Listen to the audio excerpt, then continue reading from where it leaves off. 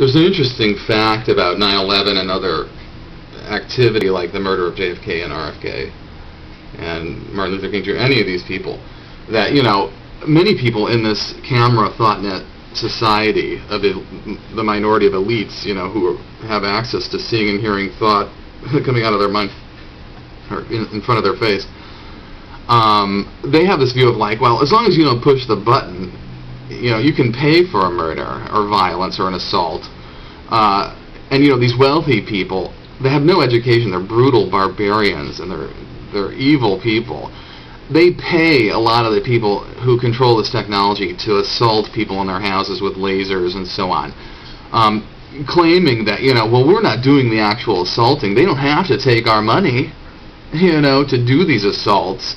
We're just simply funding it. We're nonviolent. Our crime is a nonviolent crime.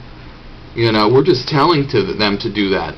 Just like the people will argue for the Iraq murders, the bombing of innocent people based on a lie and so on. We just simply gave them the order. They didn't have to follow the order to drop the missile or whatever. All this type of stuff. It's a classic definition of like, oh no, our crime was a nonviolent crime, like the people who orchestrated 9/11. We didn't tell them to press the button that detonated all the things. The interesting thing, though, is that the current set of laws makes what they do very illegal. And in many states, plotting or paying for a murder receives the same exact sentence. My own feeling is that, we need to move to a society where, we can have free speech and so on. But, I think the violence problem is so terrible that I can understand locking people that pay for violence in jail for some time, if not a full murder sentence, because they enable a lot of that murder and violence to happen.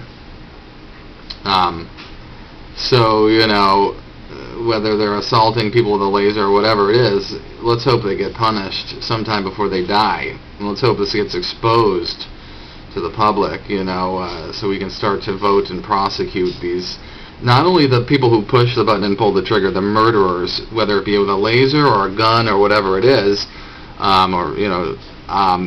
that they go to jail, and then also and are punished, and then but also those who instructed them, paid them, and ordered them, if it's a military or government type of setting where they would be fired or imprisoned if they disobeyed the order, or any type of funding where they paid for people to be assaulted or murdered, there should be jail sentences voted out by the public. And let's hope that happens. And let's make that happen.